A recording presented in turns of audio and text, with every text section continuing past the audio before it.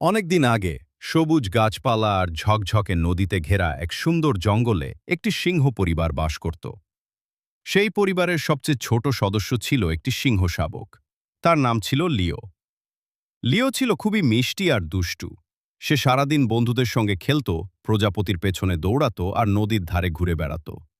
কিন্তু তার একটি সমস্যা ছিল, সে খুব ভীতু ছিল। বনের অন্য সিংহ শাবকেরা যখন উঁচু পাথরে উঠত, লিও দূরে দাঁড়িয়ে দেখত। তারা যখন নতুন নতুন জায়গায় ঘুরতে যেত, লিও ভাবত, যদি আমি পড়ে যাই, যদি কোনো বিপদ হয়। একদিন লিওর বাবা বললেন, সাহসী হওয়া মানে ভয় না পাওয়া নয়, সাহসী হওয়া মানে ভয় পেলেও সঠিক কাজটি করা। লিও কথাটি পুরোপুরি বুঝতে পারল না। কয়েকদিন পরে বনের প্রাণীদের জন্য একটি বড় উৎসবের আয়োজন করা হলো। সেখানে দৌড় প্রতিযোগিতা, গান, নাচ আর নানা রকম খেলা হবে।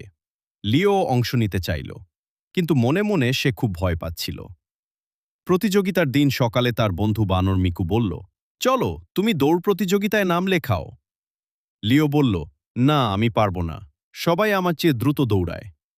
মিকু হেসে বলল, চেষ্টা না করলে জানবে কি করে।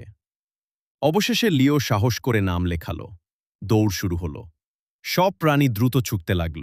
লিও দৌড়াচ্ছিল, কিন্তু মাঝপথে একটি গাছের